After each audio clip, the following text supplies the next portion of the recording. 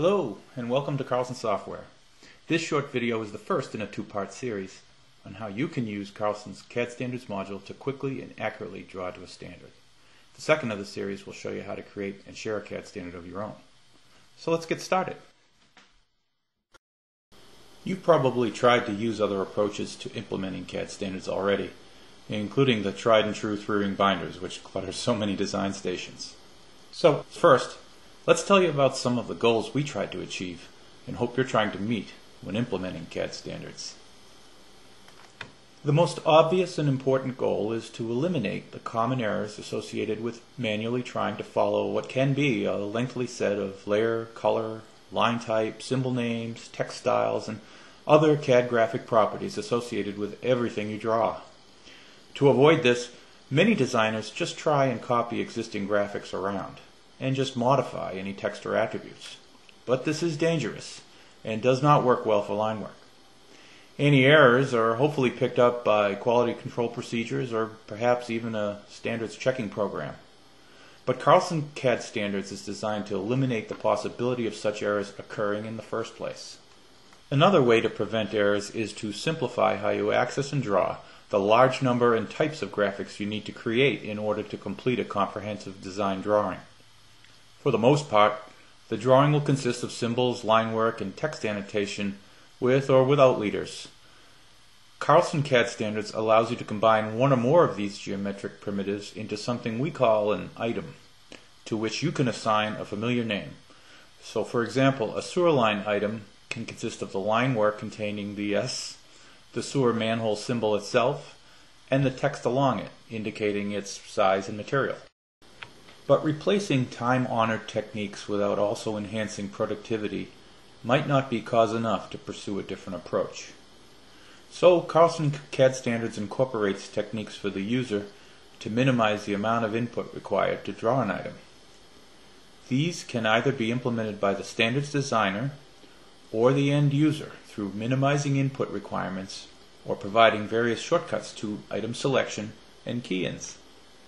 A comprehensive standard such as the U.S. National CAD Standard delivered with Carlson software consists of many hundreds of items, so a lot of care has been taken to ensure that they can easily be accessed by the user with a simple and compact user interface that does not take away valuable screen space needed for the design itself. Since items are presented in a tree structure using the familiar names assigned by the user, finding and using them requires almost no learning. Carlson CAD Standards was designed as a shared resource among multiple users. Unlike prototype or seed files you may have encountered elsewhere, all standards information is captured in a database, independent of any drawing. They can be published and shared by many users and used in many drawings from a single source. It contains all the required information such as layer names and line types and text styles, as well as the metrics associated with all the standard items, which Carlson CAD Standards will transparently create at the time an item is drawn. So there's seldom reason to purge a drawing to reduce its size. Since the definition data associated with a user-defined item is stored in a database, each one drawn retains a link to its definition. In this way, a standardized item component such as a piece of line work or a symbol knows what it is, and within the CAD Standards modules, this is used to allow the user to begin using the drawing itself as a menu when identifying new items to be drawn. Lastly, the task of attaching and drawing to a standard has been separated from its definition with two independent programs. The one we'll be looking at in this video is the first one, used by production designers. Part 2 covers the second program, which, in addition to providing the identical tools as the first, also adds standards definition commands using all the familiar CAD tools you already know. But for now, let's have a hands-on look at using a predefined CAD standard. For this demonstration, we're using a blank drawing to which we have externally referenced some engineering design data. Note this drawing currently only has layer 0 and a few basic text styles and line types defined. You can see the existing conditions data and proposed roadway improvements in the collector roadway up here. And it appears that some compiled abutting property lines and lot numbers are also shown. So to illustrate the use of Carlson CAD Standards, We will add in a few of the adjacent parcel topographic details with the aid of the Google Earth imagery we've also already referenced. This was done using the Carlson Images Place Google Earth image command. The CAD standards commands may be accessed from the Draw menu pull-down. There are only 4 commands. Draw standard item initializes Carlson CAD standards if necessary, and that's the primary command used by production designers. Set data source allows you to select a different standards database for the drawing. Item Standards Manager is the subject of part 2 of this series, and that is used to gain write access to the standards database. Unload Draw item dismisses Carlson CAD standards. A toolbar, available by default, also offers all but the CAD Standards Manager and is the preferred way to use Carlson CAD standards. The reason for this will become apparent in a moment. The pencil is Draw Standard Item, and the other 2 are Set Data Source and Exit Drawing Standards. To begin, we initialize CAD standards by clicking the pencil icon. If a standards database had been attached previously to this drawing and it was saved, it would have been recalled and reattached. But since this is an empty main drawing, we're prompted for a standards database.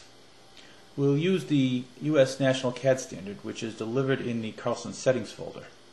You can identify either the .sdb standards database file itself or the corresponding .udl, which stands for Universal Data Link file, which just points back to the SDB and is the basis for the linkages from the drawing back to the standards database itself.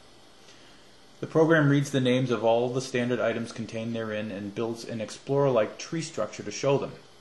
Now, the NCS standard is rather large and contains both the existing and proposed definitions for most civil engineering infrastructure.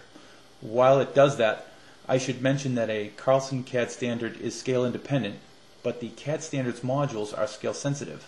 And what I mean by that is that the standards designer can allow graphic metrics such as symbol scales, line widths, and text sizes to grow and shrink depending on the scale of the drawing, or you can fix them such that they never change. Usually, most symbols and text item metrics drawn in model space will be allowed to vary depending on the target drawing scale. Conversely, items such as sheet borders, scale bars, legends, and text marginalia drawn in paper space will be fixed in size. This will be pointed out in various parts of the tutorials.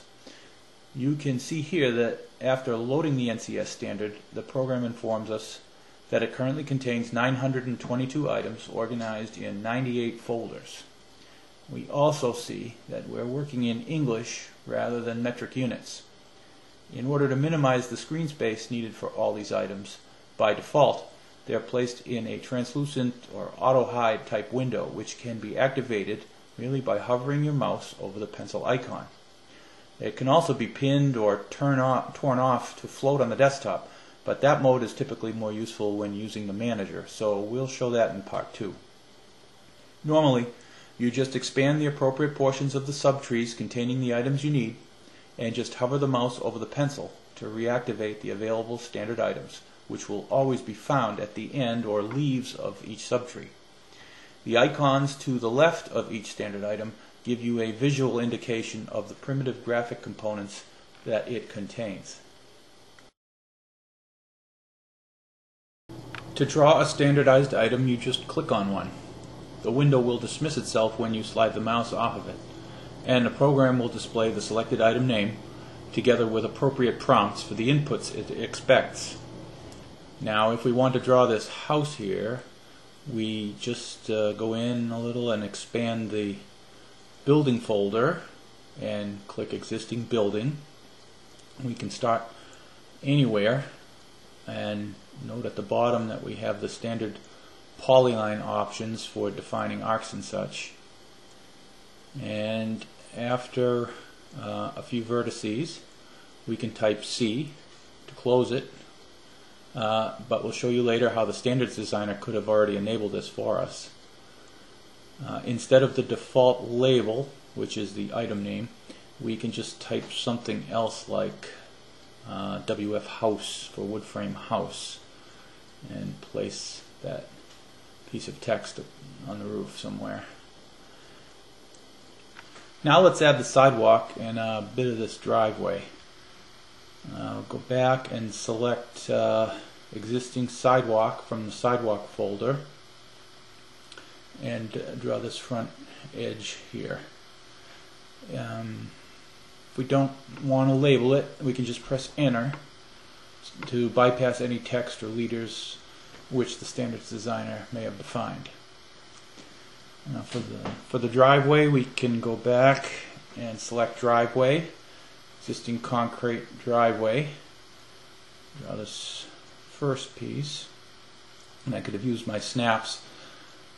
And this piece up here has an arc, so we'll include that using the arc command line option.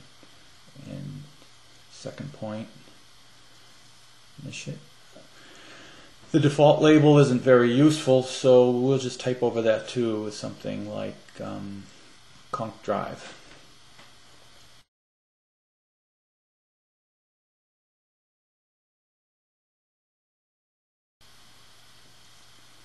Now let's select fence, existing fence, and compile some of that over to the left here. Note that this involves a pattern line type. It's also created dynamically for us. And for the fence, we'll also change the default text, but this time we'll do so by picking an existing piece of text.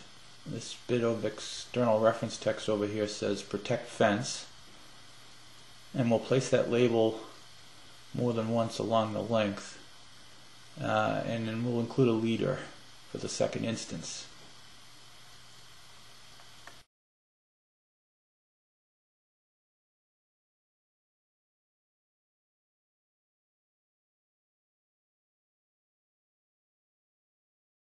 As you populate the drawing with standardized items, the drawing itself can be used as a menu.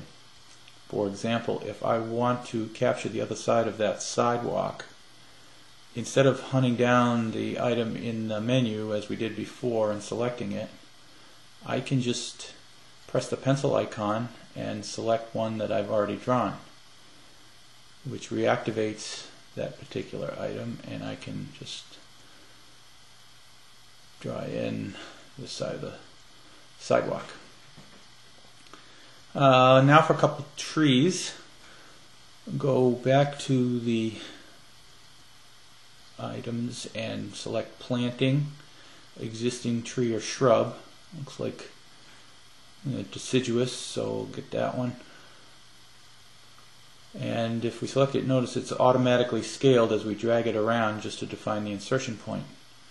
And it wants a rotation, and again the standards manager here could have disabled that prompt on this kind of symbol, which is symmetric. It really doesn't matter how we rotate it, but we'll show that feature in part 2.